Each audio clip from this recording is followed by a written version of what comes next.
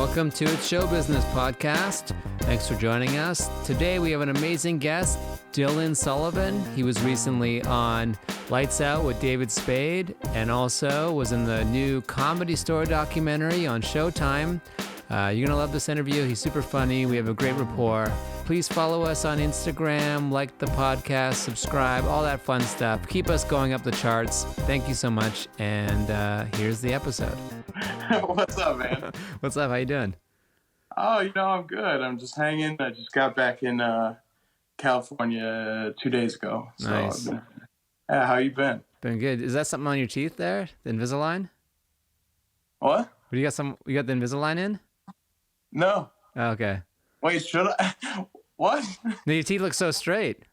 Oh, thanks, man. And like just it's a little grainy. So like I have it in and you get these little dots on your teeth. So I thought I saw a little dot. I was about to bond with you over it, but Oh no, I used to have not the Invisalign, but the retainers, and then I just didn't end up wearing them. Yeah. So my top teeth are fine, but then my bottom ones got all messed up.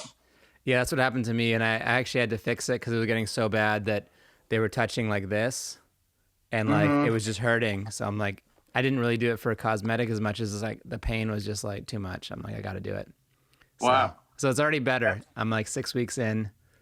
I can kind of bite normal, so it's good. How long do they say those things? Like, how long is your treatment plan? It's different for every person. They said 6 to 9 months for me, which is probably going to be 9 months. You know how it is.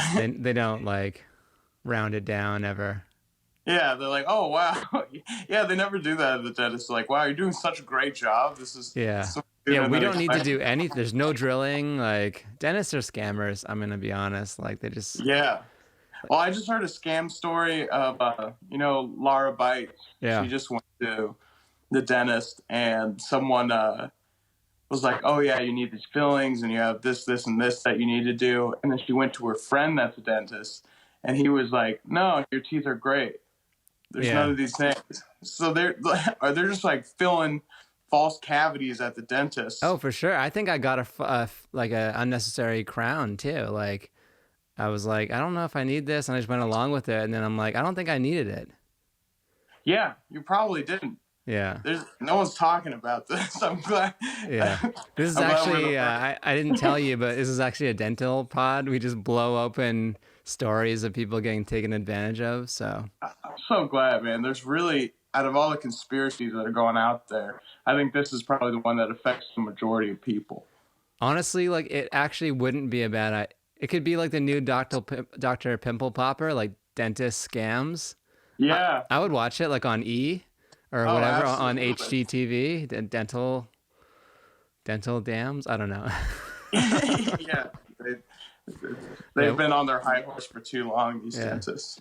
Well, good to see you. Are you in town? Yeah. I just got in town a couple days ago, so now I'm just at my place here. Oh, nice. Because you kind of like went on hiatus for a while or went out of town? Or you were somewhere picturesque on Instagram, at least. It was. So at the beginning of lockdown, like back in March, I took acid one day, the day that they announced that everything was going to be locked down. Okay. And then I was like, I gotta get the fuck out of here. I was like worried. I was like, oh, like borders are gonna close, and like all this stuff. So I jetted out of town on acid and just drove to the woods. And originally, this guy Zach Stein was supposed, Zach Stein was supposed to come, and he was like, there's this girl I like, and so he stayed. And I was like, yo, what the fuck? And then so I called Cooper Light, and then he was like, yeah, I'll go to the woods. So then that's how I got out there. And then I felt like the coast was clear, oddly enough, at the height of the pandemic to come back. Right.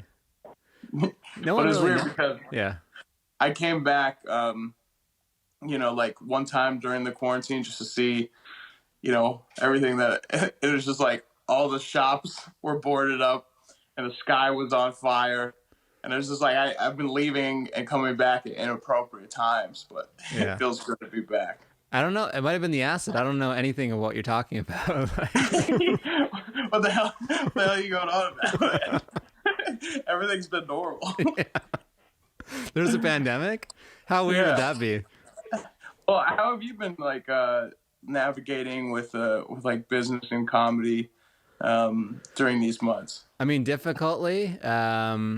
Shows are coming back. I did 2 shows last night, which is like, gangbusters on all things considering. So, I mean, business wise, it's not good. You're not really making money on these shows, like, or a couple bucks here and there. But it feels like comedy is coming back. It's finding a way, like nature. Like, we're going to do parks and like beaches and some guy's backyard.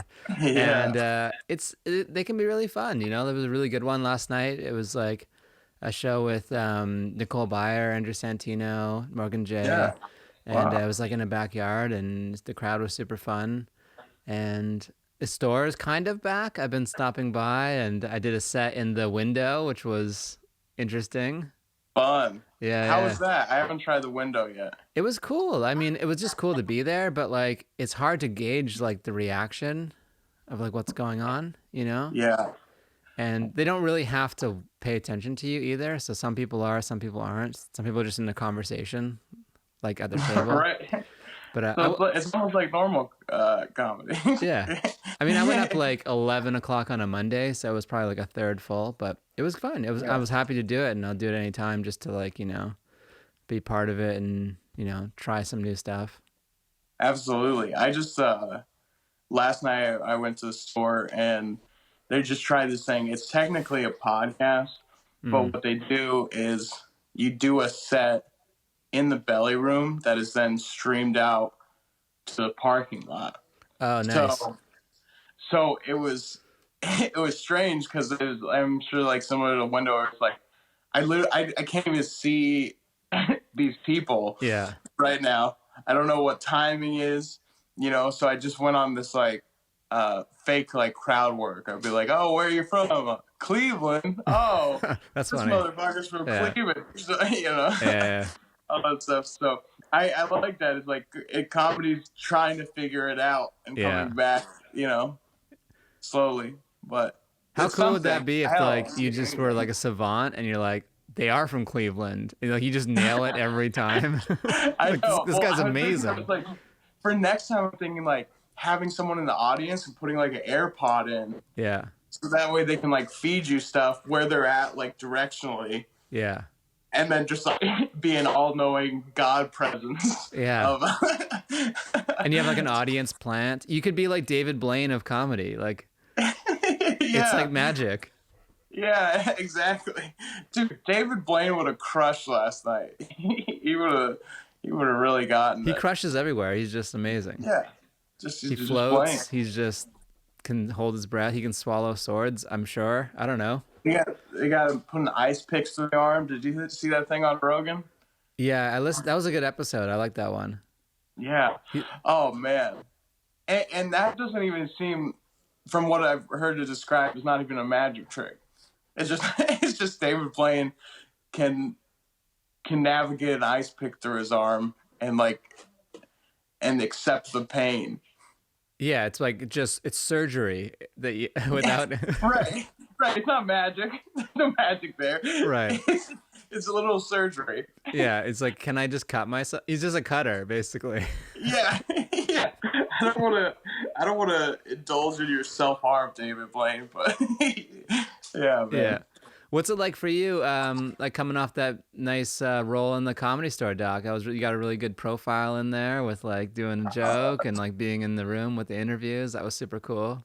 Oh yeah, man, I loved it. Mike Binder, I think did a great job on the whole series, and I got like my 8 seconds in there, so I was like super happy about that, and like enough to put it on the credits and stuff. But no, it was great because they had been following us for a while, and that set that they pulled from, one of the jokes that they pulled from me, it was great because the rest of the set I was bombing like terribly. I followed Jeffrey Berner, who's like incredible and knows how to like creatively do it all. Yeah. And I was just eating shit. So I was so because I was talking to Luke Schwartz, another door guy at the store. Yeah. And he was saying like, oh, like one of us is gonna get Orny Adams. this time. Did you ever see that documentary with Orny Adams? Oh yeah, the comedian. I love that documentary. Yeah. Right. Or like, who's gonna get Orny Adams? And luckily, none of us did. So I think we were more excited that none of us got Orny Adams than than anything. So that was great. And by that, for people who don't mean it, like kind of like painted like as the like anti-hero or like just in a negative light. Yeah, they kind of like he. If you follow around anyone all day, you can find like 3 or 4 minutes where they look like a real piece of shit. Yeah. So I was glad they did. Thank you, Mike Binder. Right. I don't think, did they do that to anyone? No one really, like, it wasn't like one of those reality shows where they really make people look bad. Yeah. It was all good. Yeah. It seemed like. I'm sure some people wanted to be in it who weren't. That was probably the only major, like, ugh. Yeah. Oh, yeah. I'm sure there was a lot of that. A lot of people on the cutting room floor of that one. Yeah. But it was good. They had a good range of like all the people there, from the door guys to like the Jim Carrey even. It was pretty cool. Yeah, the history of it. A lot of good stuff on Mitzi. Yeah, it's a cool thing to see. It's just like even before, like if there's new people starting now, that's like a good thing to watch to get caught up to speed before you go to the Comedy Store. Yeah. Kind of like get the vibe before you go. I'm sure a lot of people are moving to LA now because of it. They're like, oh, that's how you do it, door guy. There are people waiting in line, I'm sure, to get like the next round of jobs already. Well, what I was flabbergasted by, I don't know if you've ever been down like Sunset recently, but Saddle Ranch is like the new big thing. All these influencers from across town are flocking to the Saddle Ranch. Like all these like people from the Midwest where their TikToks blew up, they're all going to Saddle Ranch. And it's like lying down the block. Yeah, it's insane. Like Lamborghinis pulling. I was like, this is Saddle Ranch. What the hell's going on? Yeah, it's like a joke of a place. The food is terrible. Like, right. I mean, if you want to ride the bull, I guess, but like, it's like Cowboy Chili's. Yeah, Cowboy Chili's, and yet somehow. I put it together later, but I was walking by. I'm like, wow, people are really desperate to go out. They're going to Saddle Ranch even. And then, I heard there's like TikTok influencers is like the new spot. Yeah. They love those, that cotton candy. Which is insane because they really pack people in there. And you're like, so you can't do comedy, but you can do this? Like, it's so weird. It's so strange. I know LA's like, they've got some weird law. I know the Comedy Store's had a hard time. With like city stuff. It's like there's no like regulatory. I don't know. Hey, this is my roommate Kevin. Hey Kevin. There's no like regulations that seem to be like a standard yet. Like across the board. Yeah, it's very uneven. It's like you can fly, but you can't do comedy. Like, there's no, like, it just seems to be like who has influence in a way, or who can navigate the circumstances, or I guess like it's almost random too, which is kind of sad. Like, I don't know, it's hard. And you see businesses going out of business, and you see comedy clubs going out of business, and you're like, is a guy with a microphone really what's doing the problem here if everyone's already outside in masks? Like, I don't think so. Yeah, I don't think it is either. I think, like, if you were to declassify comedy as a show, then it would just be like what? Like, if I serve chicken fingers at this event, then it's okay, or what are we doing? Right. I saw that like meme. I don't know if you've seen that meme going around. So it's like, so let me get this straight. Like, we can be inside if the inside is outside, and it's like, a picture of like one of those outdoor tents where people dine in. Yeah. It's like, so we can be inside if the inside is outside. Yeah. Like, I don't know. Yeah, it's just like or you can do an event if it's a protest, but not if it's an event. Right. And you're like, yeah, it's. We should just do a bunch of comedy shows and say they're protests. Oh, that's what they do in San Diego, the American Comedy Club. They classify it as a protest. Yeah. Wow, that's clever. And also, Stand Up New York was doing some shows in LA as protests. So yeah, People trying to figure out, or kind of like the podcast thing, like at the store. It's like, all right, you're doing a production. Productions are allowed, so that works. Right. Like I did a show at Flappers, in the main room they had 9 people, which was like the max, but they were production staff, not audience. They didn't serve any food, so it wasn't like a show. But then the 9 people got to laugh, and then the rest was streamed. And that was really cool, actually, because you got some people, you got some reaction, and then maybe the people online liked it. I don't know, but Yeah, it's just everyone. If these are the rules, it's just like everyone trying to find the loopholes. yeah. What are you gonna do? But before this all went down, you had a big TV moment on Lights Out with David Spade. That was a great set. The peak of my career, dude. Well, I mean, that's a really good point. It's like, so you're coming off like the store, and then how do you reintegrate into society where you left off? Hell if I know. Yeah, it was. I think for the first time in like stand up, I felt like I was about to get, not like a little bit of a break. I felt like my pool of people was like, elevating, and we were all getting these things, and then yeah, it's like COVID, and now it's like I feel like I'm gonna go when we all come back, no one's gonna remember, and then it's like, all right, back to square one, which might be a good thing, and or might not. We'll see. Yeah, or you'll have things that take even longer to get now. You could look at it that way, Right. Like David Spade's show's not even on the air anymore, right? No, I canceled. Yes, literally. my performance was so bad they just said we gotta shut this down. Sorry, David Spade. Yeah. So like literally, like you couldn't have got that now. So it's like, yeah, you have a late night set that's even harder to come by. Yeah, exactly. One of the last late night sets to ever happen. It's like the dodo bird. It's like it's extinct. So there's no more. You can't eat it. Yeah, you got to taste it before it was I had a done. good run. I was cute. People liked me, but I died off. Yeah. Are you back into working at the store, or is that kind of like done for now? No, it's that's done for now. So now I'm just kind of hanging and then looking into jobs where I know everybody does, but I just loathe working. Of course. Think it's like, yeah, of course. And, because I want to be doing my own thing. So I'm just trying to find a way to cheat the system, I guess. Yeah. There's lots of ways you can do it. I've got a couple tricks going up my sleeve, and I think I'll be able to pull it off. Yeah. But we'll see.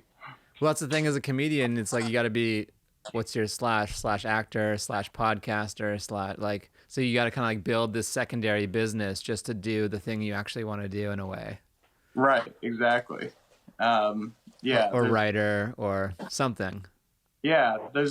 What would you think your slashes are?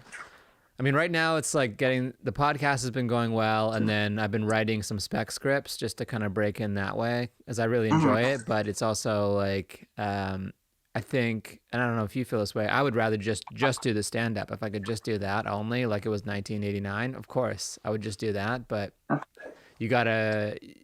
it's not a lot of money in that to sustain yourself, so you got to build this secondary thing, which is good. It also builds your audience, especially with the pod. I think podcasts are a little saturated now. Everyone's got one, so it's a little harder, but it's a long tail. So there's lots of different niches, and people will find you, and it's just another like touch point for people to kind of like discover you and have things on YouTube, have things on Instagram, and just kind of be kind of everywhere in a weird way is kind of part of it. Yeah, Andrew Schultz had a TED Talk where he was talking about that, and he was just like, just having, like you were saying, multiple ways people can find you. And his thing was saying, like, being the most authentic he could be, right, to try to reach people through all these different avenues. So, I mean, yeah, that definitely holds true. And, like, it's funny, like, when an app like TikTok comes out or whatever, obviously people come in and shit on it. But it's like, Well, these kids are making $5 million a year and eating Yeah. at Saddle Ranch, Yeah. and we're not. Yeah. So Saddle Ranch we isn't have to get shitting on over it. They that. love TikTok.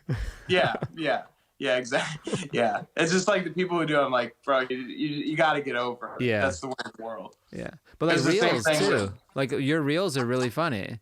And like that's like a new medium that's really like I don't know if you feel this it's augmented your followers, but like do you know Maddie Chimber?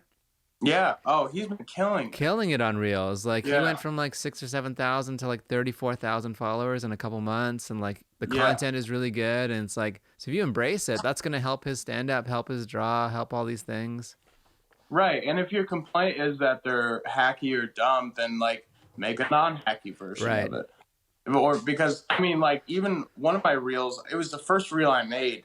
It on Instagram, it got me like it had over like 500 something thousand views, and it got me like like 500-600 followers, which was, I mean, that's good for someone at like my Yeah. level. I'm like, wow, like that's so it really is about embracing things that maybe you think aren't worthy of your time, but especially now, it's like you have to be able to pivot somehow into that world, because what else are you going to do? It's like I would want to go to stand up, and I'll probably like do more shows and stuff, but it's like until that's back for real, Mm-hmm. there's got to be more time and energy spent into building something online. Yeah. And it gives you more audience. It gives you more skills. You're like, I mean, podcasting has helped me like just with like my, the different, being more dynamic with my voice. Cause you're listening to yourself on the podcast all day. You're like, oh, I'm kind of monotone. I should be more like this. And then you develop editing skills, which helps you do reels, which helps you do other things. And then maybe when it's time to shoot your special or edit your clips, you know how to do that, or kind of like what you want, because everyone's going to have that special day where you're like, well, someone's either going to tell you what you want or you're going to tell them what you want. And to be able to have that language of how many cameras, how you want it cut is important. Absolutely. What's your background? I started off in music. So I was in music production and engineering. So, which really, the sound part really helped for starting the pod. And at the beginning, it was just audio. So I was able to mix and do all that stuff myself. And so I was in music production for a long time. And then I lived in New York, and my girlfriend was was a waitress at the Comedy Cellar. And so I'd be there a lot, and people told me I should be a comedian. I'm like, it just didn't seem like a real thing. I was like, are you guys getting paid? Like, what's going, like, it didn't seem like a real business. And I was just so into music at the time. And then, you kind of learn like, oh, it's a lot like songwriting. It's just like, you kind of like edit, you kind of pull stuff out, you kind of make it tighter, and you make these little like performances that are like written. And so I started learning more about it. And then one day I was just like, let me just go see what I can do. So I wrote like 3 minutes and I did the open mic, and I was like, oh, it went really well. I'm like, I think I could, and you get that high of the laughs. You're like, oh, I think I could do this. Right. And then so I've been making the transition over the last like 4 years. And, it's a challenge. I feel like I got into it late, but, everyone has their own path. And like a guy like Dean Del Rey really inspires me, because I also came from music, also started late and managed to break through. So I was like, all right, it can be done. So let me double down and go all in. But it was hard. It's hard to like rebrand yourself, and even like calling myself a comedian for like the first year, I was like, I didn't do that. I wouldn't even put myself on my own flyers when I started a show. Like I was just really like playing the background. And then after a while, people were like, what are you doing? Like, put yourself on the flyer. Like you got to put yourself out there. I was like, you're right. And I finally did. Yeah, but there is some power to being in the background a little, at least initially. Yeah.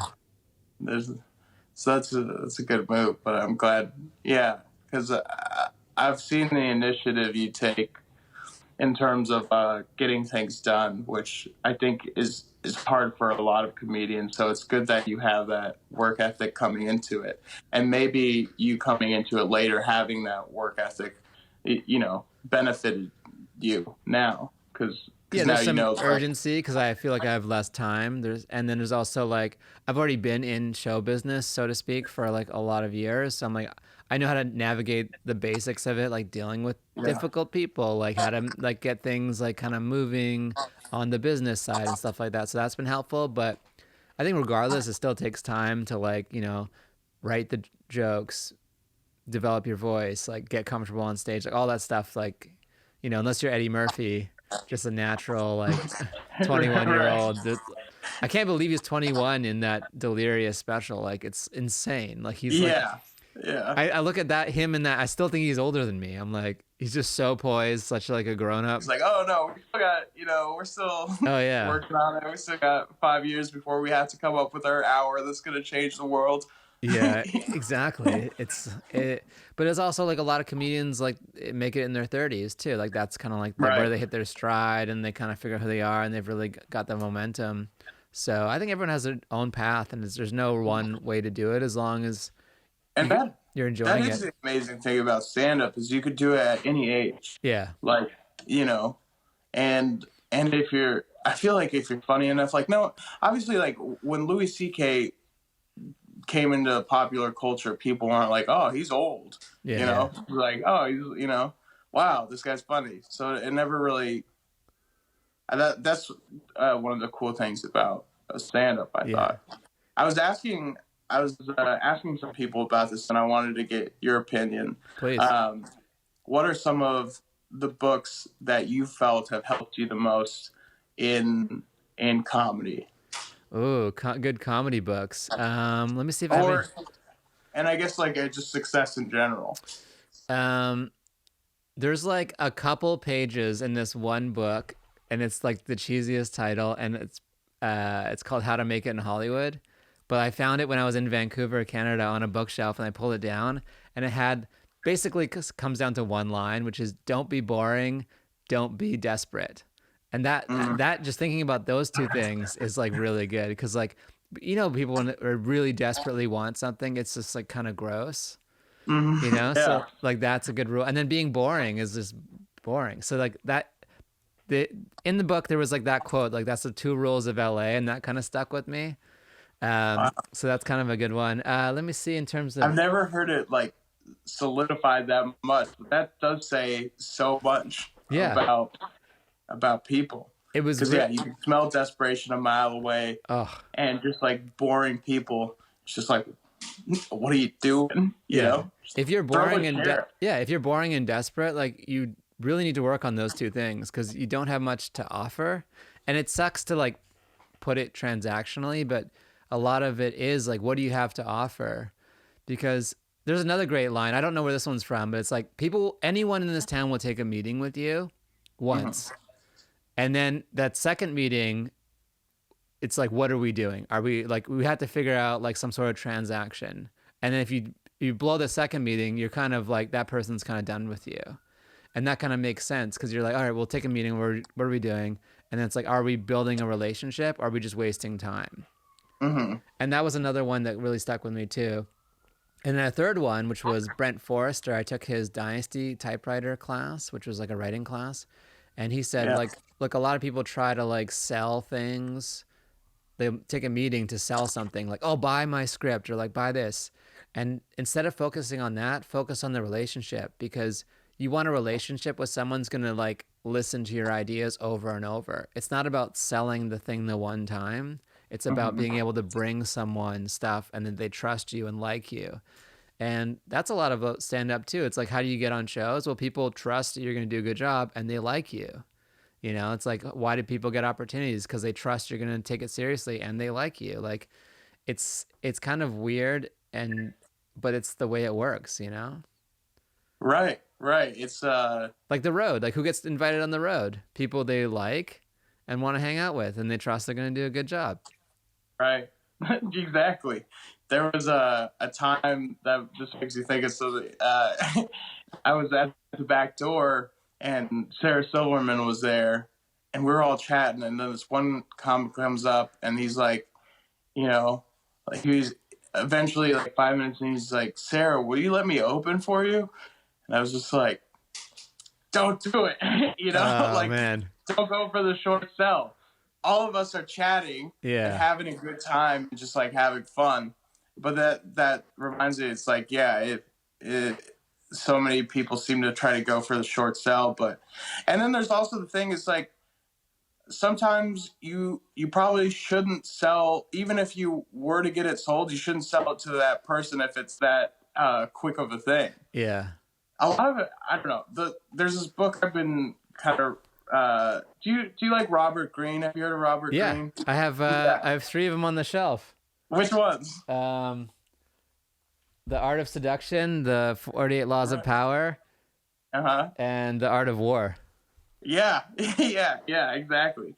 Well, I was like re-listening to some Art of Seduction stuff, and that makes me think about what you said of like, there's all these little tests that you get here in show business, and a lot of it, I think, in my opinion, is seduction.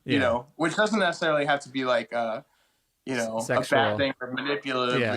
But, it's not like it doesn't have to always be like you trying to gain something. But if you're like a naturally seductive person and you're able to talk to people and speak their language, that's so much more powerful than like buy this. So that's interesting how you say that, because it's probably more about if we like each other, then I don't have to sell this first thing. And maybe it's not the right project, but then now they're like open and receptive to ideas coming back and forth, which is better, because like maybe the first one wasn't the thing you should sell, and maybe it's something that you both figure out a year or two down the line. Yeah. But how many times has someone like, I don't know, because that goes down like every level. Like, have you ever had someone on try to like get on their show that came off like desperate for asking that way instead of being like, hey, Latif, how you doing? How you been? How's comedy going? I saw you at that mic, blah, blah, blah. You know? Yeah. Oh, yeah. I mean, it happens like pretty much constantly, like sometimes it happens at the show. Like I'm about to go on and people are asking, I'm like, can you wait? Like I'm like literally about to go on and I'm like, can I get on? I'm like, can you give me a second here? Like, and you're like, and now you're like, no, never. Well, and it's also like, it doesn't even, I think sometimes those people don't realize like, or I'm already thinking of you, or just like, there's a good time to ask. And it's, I get it. Sometimes people just make the wrong choice, but it's the short sell. I like the way you put that. Like, don't go for the short sell. 'Cause like, what is Sarah Silverman going to say? Yes. I was here. I was hoping you would ask. I appreciate your boldness. Yeah. That's actually funny to say that. Yeah. She's going to tell a story on her podcast about how the guy now opens for her and we're wrong. He just had this energy and he just had the courage to ask. Right. Yeah, like everything we've just said is just like complete. That's also the thing I've learned. It's like how no matter how many books like you read on like power, seduction, or like relationships, all these things, there's always something to contradict it. Yeah. Maybe that guy's going to be huge, and now her new opener. Who knows? Right. Exactly. So, and that's the thing too. You can read these books, and it gives you the illusion of working. You're like, I'm getting better. I'm doing, and you're like, well, I'm a chess master. Instead of actually writing, you could be writing jokes, which is probably better. Right. There's a lot of things we convince ourselves to do instead of the hard work, which is closing the laptop, closing the phone, breaking out the pen, or however you write, and like doing that. And that's what I've been trying to remind myself too, is like to get to that more often. And I think it was Seinfeld or someone said something like, when you start writing, it's only the first 15 minutes that's work. After 15 minutes, you're in a flow, but that first 15 is like brutal. You're just staring at the pad. You hate everything you've ever written.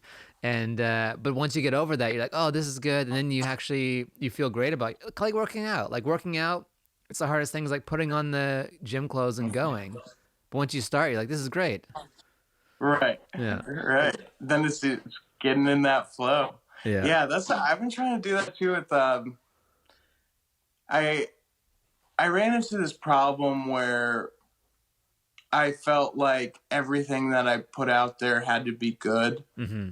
But I think that is a crutch for a lot of people, like perfectionists, Yeah. because there's been people where I look at they have huge Instagram followings, and I was just like, I can do a funnier video than this, but then I would never do it because it wasn't like perfect or whatever. And it's like, they're the ones that are actually doing this work. And eventually, because they're doing it, and not all of them have to be good, they're going to get better at this because they're the act of doing this every day. So my challenge that I'm challenging myself to just make things, whether or not I think it's great or whether or not I think I'll lose followers because of it, just trying to get into the flow of making stuff regardless of how it turns out. Yeah. Yeah, Fahim was talking about that. You can fall into the trap of like making it just like what you said, too perfect and never actually doing it. And what's great about like your reels, for example, is like it feels organic and you made it. And that's cool. Like if you were like doing too much, like professionally light, like then it'd be too try hard. And then now you're judging it on that level instead of like what it is, And you can put too much into it, then it gets worse. Right. Like, despite everyone's beliefs, this can be a fun thing. Doing comedy and making videos can be fun, Yeah. if you let it. I think that's huge too. Because, like, like on stage, it's just like there's such a difference between someone having fun or not fun, or like something, you go on stage and you've had a bad day and it's like, I'm not having fun, and they can tell I'm not having fun, and now we're all not having fun, Yeah. I think that's powerful. It's totally. like another line in Comedian, since you brought it up earlier, was like someone said to Jerry, it might have been Colin Quinn or somebody said to Jerry, he's like, well, you look like you had fun up there. The crowd looked like they were enjoying it. You look like you had a good time. He's like, yeah, that's my job. And so it's like sometimes that's a very scary answer. Yeah, it is. I love like that documentary has so many great like moments of like wisdom. You can watch it over and over and get like different things from it. Absolutely. Did you like pour over like theory and like structures for jokes in the beginning? Not really. I just kind of like did it. I felt like I knew enough about writing, like from the music side, that I just did it. And then I picked up a couple books after the fact because people would always recommend me like books on how to write comedy, and I was just like exercises. It just wasn't for me. I don't knock them, but like I was like, and then there's like little blanks to fill in, and then like 1, 2, 3s, and it just didn't help me. So I was like, it didn't ever do it. Yeah, that's you hear so many different ways of how people approach their material. Like even in the documentary, they're talking about Richard Pryor, and basically he would just have things. Well, Argus Hamilton, who's an old timer, he's been at the store since the 70s. He was telling me like Richard Pryor's whole thing was like he would write off of the things he feared or hated, and he would just go on stage with like a general idea. But Richard Pryor would just bomb through it a lot of the time, and a lot of people didn't know that how often Richard Pryor would bomb. So I find it interesting, but he didn't really have that like, I'm writing everything down and this is like joke for joke. He would just go up there and figure it out. He was also a genius, so that. But I just find it very interesting how people get to that point. Yeah, it is. Like I've been that inspired me to try that more often, to be like, all right, I have a general idea, and just to talk about something and without making it funny. But for me, yet it hasn't led to like a lot of amazing material. Like it's led to me talking about stuff on stage, but I find the more, for me, like the more proactive writing in the jokes works better. And I think that's the great thing too. It's like it can be different for everyone, comedy, like how I do it and how other people, how you do it, or how Richard Pryor obviously does it is different. Would you describe yourself as like type A Are you like pretty organized? Yeah, type A minus maybe. Right. Like yeah, I would say more type A than not, but also like it's hard to get motivated sometimes just to like actually do it. And I have a calendar where I like try to keep track of everything, but then you kind of lose track for a couple of days and you don't end up doing it. Or just like working out, a lot of things is like the gym. It's like I've been doing P90X, but then I missed like 5 days in a row. So right. Type A minus, so like that. yeah, exactly. There was this one moment I always remember is like I came to the fourth wall and you were there and you're like, it's my seventh mic in a row. And like you were on the edge of like going crazy, but it was such a good like you by that time like your sets were blowing everyone away because you were so in it. You're just like everyone's trying to do jokes and you're just like up there so goddamn present. It was hilarious. It forced me to have nothing to lose. Yeah, you had nothing. Yeah, there was no like. It was like you were a phoenix rising from the ashes because you had broken yourself down to like the atoms, and you're like, I'm coming up. I really think people underestimate the fourth wall. Bad rooms are where people get amazing. Yeah. I mean, not that I've reached that level yet, but like, yeah, kind of like the torture aspect is is like if you ever seen like Don Barris or Brian Holtzman, they work in those environments, and then when they go to full crowds, it's just they destroy. Right. I always love the appeal of that. It's like working with nothing, and how they're able to do that, and then it's like they're rewarded for their suffering. Yeah. Once they get like full audiences, Yeah, and well, they're also 1,000% comfortable because nothing can faze them. Like being comfortable. I mean, I followed Santino yesterday, and more than anything, Santino is like so comfortable on stage. He's comfortable doing the bits, going to his phone, bringing them back, talking to someone who says like the comfort level is so high that people are just hanging on his every word. Right. Right. There's something where it's like if the audience doesn't sense any fear, it's like a comfort thing. It's like a dog. It was the second they send fear. I'm gonna do another comedian. This will be my last comedian movie quote. But he has Jerry says something. He's like, "You're like a pilot of an airplane. You can't get on the PA and said, I'm gonna try to take him up. You're the pilot. You're in charge." And it's like, yeah. Sometimes you let the audience kind of like, or they try to think they're helping, and like you gotta really, take charge of that aircraft. Yeah, totally, dude. There is one book I'm reading right now. It's actually called On Laughs. It's like what history of comedy in the 70s. Wow. So it's like Richard Pryor and Woody Allen and a bunch of other comedians in the 70s. But it's very kind of like loosely written, kind of like anecdotes and stuff. And I'm at this part where it's talking about Bud Friedman and the improv. And they were saying like how the improv had a lot of power. And I think this is in New York. Because it's like Bud had the audience, so to speak. And the audience was what allowed comedians to come and develop their material. And I thought that was a very interesting way of putting it. It's like having the audience is this super important asset that allows the comedians to come and work out and get funny and figure out their material. Because how else are you going to try the jokes? And it kind of flipped the paradigm of it on its head for me, just hearing it written out that way. Because like, yeah, you start to put like credence into these rooms or like we all want to get into these rooms because it has the audience. It's like that's more than just doing spots. It's like, yeah, that's where the real people are, and that's where they're assembled. And that's also the power of like kind of guess starting your own shows because in a way you have an audience.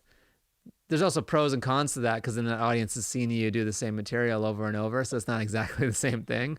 But I think that's why like the Comedy Store, the improv, these clubs where you do sets over and over is just like once you get in there, and even as a door guy too, you get to do sets. I mean, that's the biggest pro of like you get to go in the main room and like go in like after a killer and like harden your material and just be around comedy every night. It's kind kind of sad. I can't wait for it to come back. I know, right, man? Well, that's a good point, and I think I really liked about the store is, you know, those opening spots, but then occasionally you would get a spot like Josh Adam Meyer's his show or Sam Tripoli's, Yeah. where you wouldn't be opening, you would go later on in the night, and then you could see it's like your hard work, because the opening spots are, you know, pretty difficult in terms of, you know, because you got people coming in and all these distractions, and you're the first to kind of like get people in the mode of comedy. Yeah. But then you feel super grateful because when you go later in the night, you're like, oh, this is how it can be one day. Yeah, you know? yeah. Like, yeah, it's like I love comedy just because it feels like, you know, it gives you just like enough hope when you need it. Yeah. And it smacks you down the second you think you're above anything. Yeah. You know. Totally. I told this story a couple of pods ago. I want to tell it to you again because you'll appreciate it the most. But I went to the store and I hadn't been there since pandemic. So I walk in, they're like, "Hey, Latif, what's going on?" I walk by, "Hey, what's up?" I'm going back. They're like, "Do you want to go up?" I'm like, "Yeah." I'm like, "I'm the man. I'm back." I walk in the first time, I get a set. And then I go back next week and they're like, "Who are you?" I was like, "Oh, Latif, a comic." He's like, "Okay, go in the back." I was like, "Okay." And then the waitress is like, "What do you want?" I'm like, "I don't want anything." So you have to order something. I'm like, "Oh, this is the exact opposite of what happened last week." That is such a store moment. Yeah, it was like, builds you up and then they're like, "No." Yeah. Well, that's so funny. I just did a show 2 nights ago at this military base. Yeah. For the Marines, and it was just like the first thing back that I was like, oh, this feels like real comedy. And I had a great set, and it felt like amazing. I was like, I'm back on top, baby. Yeah. Dylan's back, you know. And then I did that set in the belly room that streamed out to the parking lot. Yeah. And just like my friend texts me after, and he's like, "That's the worst thing I've ever seen." It's like, you know, it's like, yeah, it does have, and I'm sure, like, you know, show business kind of feels the same way. It's like, you gotta have a respect for it. Yeah. You know, like, take your wins and hold on to them, but never get too cocky where you think that it can't all go away in a second. It can all go away, and it's like you're moving moment to moment. And yeah, like I had a really bad set a week ago, and like it was just one of those audiences that just gave you nothing. And I mean, you get reassured when other people go on after you and they also have bad sets and they come off sweating, and you're like, okay, well, you know, there's some comfort in the misery, but it also like not enough comfort because like I didn't feel good again until I really like kind of brushed the cobwebs off and had a good set again. I was like, and you know, you can go 3-4 days here now without getting back up, and you're just like, oh, what am I doing? And then during those 4 days, and then you're not inspired to write, and you get up there and you're like, all right. So a lot of it's like, can you train yourself to not let it affect you, you know, and just be like, right, cool, brush it off, go, cool. Right, because I mean, that was the good lesson that the fourth wall teaches you too. Is like, because sometimes I would go on the stretches. I was like, I have the whole day. I'm gonna go from 4 and then end at 11. Yeah, and or whatever, and I'm just going to. You can't let it get to you, because the days where I do let it get to me, I'm like, I'm angry, and then it's just like. It just feels like a hate speech, you know, by hour 4. Right. I'm just like, you know, then no one has fun, and you know, there's an art to like having things, like being able to brush off things. Yeah. I haven't figured it out. No, but no one has. But I mean, yeah. You can do it better than others. I never found the fourth wall ones to bother me because I always felt the dynamic was different. Like, you're paying them. So I'm like, what do I care what's going on here? But like, I'm like, this is mine. Like, I could do whatever I want up here. And some people do. But, yeah. But So, but like I found like when you're actually doing a show for real people and it doesn't go well, that's like, ugh. Yeah. to die with grace. Yeah, The exactly. ability. Yeah. One story you always tell that I thought was funny or really cool about your past, like you were like a dancer or like a performer. Yeah, for a night in the city of Chicago. Only one night? Only one night. Oh, okay. I guess I misunderstood the story. Like that was your past life. No. I wasn't like the stripper of the year, but I was a stripper. Well, I guess technically 2 nights. I was young and in college, and there's this place called the Lucky Horseshoe Okay. in Boys Town in Chicago. It's now an influencer spot. Yeah. It's a partner with the Saddle Ranch. Yeah, Saddle Ranch of the Midwest. Yeah. So I went there, and I was all like in shape and stuff, and I think this guy like he saw me because I worked at another place in this like this gay part of town, Mm-hmm. and so yeah, I went there, and I mean I didn't really know what to do, and the first night was awful because I didn't I didn't buy the right underwear. Yeah. Like I bought like a pair of like compression shorts that were like at the American, but then you had to like change it out these shorts, and one of the times this homeless guy comes in, and he just walks past, and he just pisses all in the hallway. He just pisses in the hallway and then leaves. He doesn't even go to the bathroom. Just pisses in the hallway and leaves. Damn. And it's my first night, and I'm just like in these like short America booty shorts basically, and they're like, "It's your first night. You gotta clean." It was like they didn't have a janitor, so I had to like mop up this homeless guy's piss, just like naked in these booty shorts. It was the most degrading thing. I will never ever take a woman for granted again. Oh my God. Because yeah, but it was great money, dude. Like I walked out of there with hundreds of dollars, and I knew I was like, if I don't quit tonight, I never will. That's quit. That's a profound moment. Yeah, profound moments at the Lucky Horseshoe. That's your podcast. Yeah, man.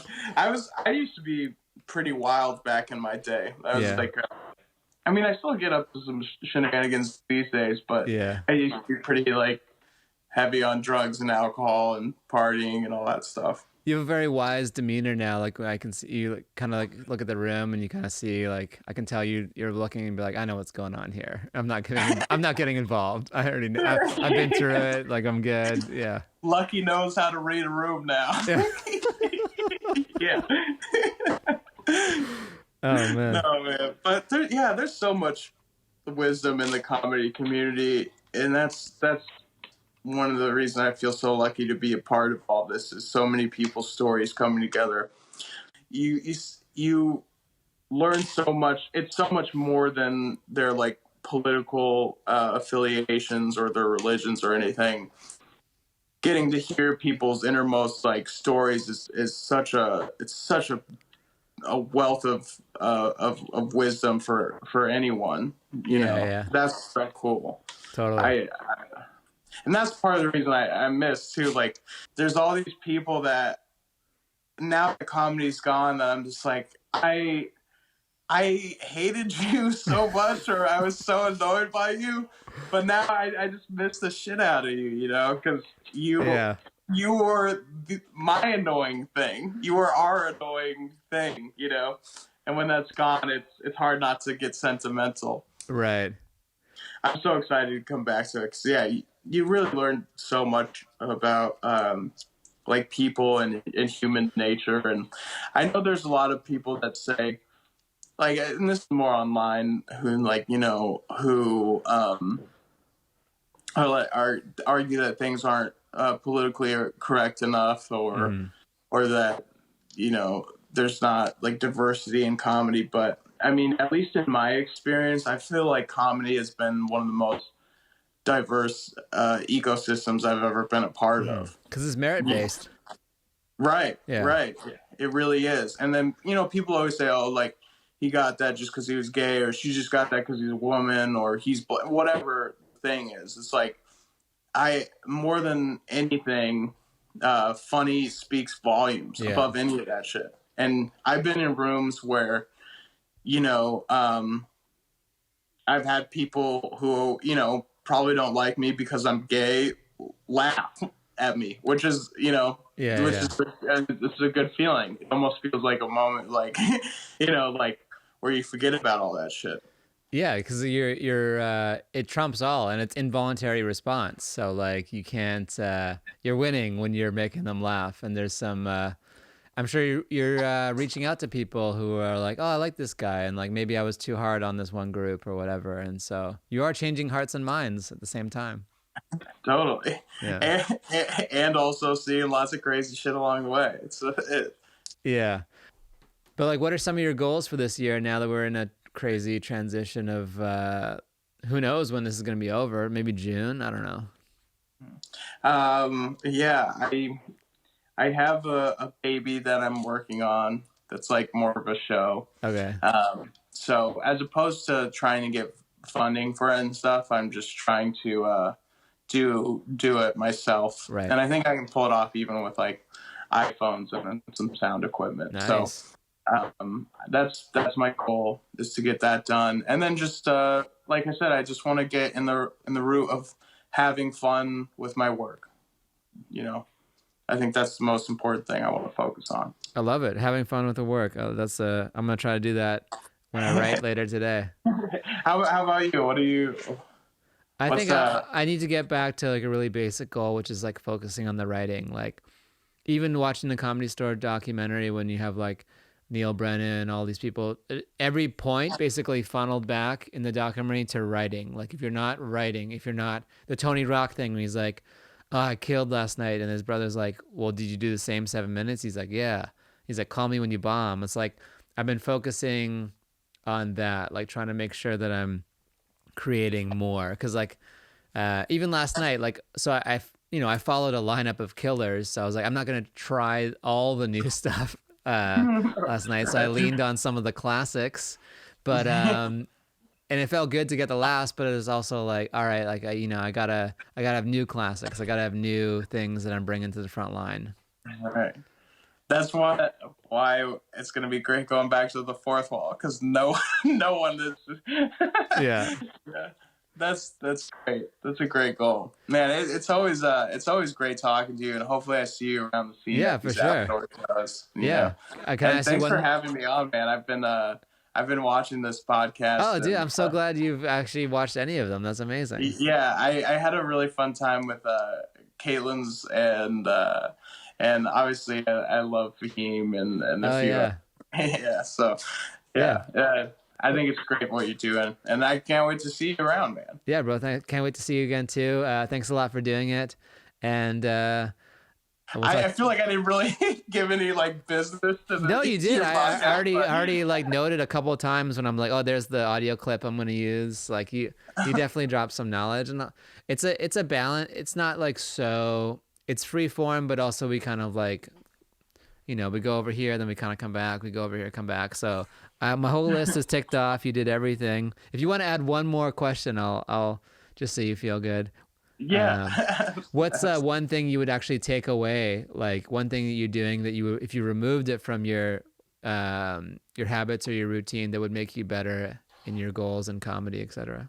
Taking away something. Like if you're like, oh, I drink, I'll take away the alcohol, like, or like a habit that's like preventing you from achieving your goals. I think anger. Okay. You seem so happy. Everyone's gonna be like, anger. This guy's the happiest guy I've ever seen. Oh no, I'm an extremely angry person at the core. Yeah. I think if I could manage my anger better, I think I can do a lot more. Okay, that's like every guy who smiles a lot. It's like he's really angry underneath. Oh, that. I'm furious, dude. Like at those hours, 6s or 7s, sometimes, I'll just. But like in my daily life too, 'cause anger just, it leads to that habit of like, oh, why does this person have this? Or like, Yeah. and then it's like never productive. And then it goes back to like, I never have fun when I'm angry. Yeah. And the more fun I can have, I think the more fun everyone else will have. Yeah, it's a byproduct of following our peers on Instagram because you see like every development they're doing, you know, and you're like, it's not Right. it's not healthy. Is that No, yeah. no. Yeah. There's some things that should just be like conversational. Right. You know? Yeah. Well, thanks again, Dylan. I really appreciate you doing it, and glad you're back in LA. Can I ask you yours? Oh, please. Before you go? What's asking mine? Yeah. Oh, this is like the almost ending podcast.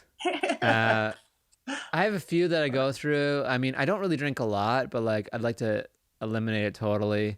I think caffeine makes me have anxiety, even though I love coffee. So I think that's also not helping. It helps and it doesn't help. So if I can eliminate those two things and then stay on the workout and that's adding something. So eliminating caffeine and alcohol would be the two I think that would help me.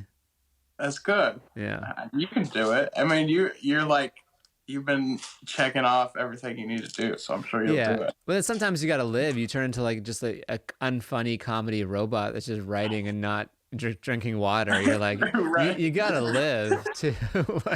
You're not gonna have your nights of delicious debauchery. Deliciousness. Yeah, exactly. Delicious debauchery. Yeah.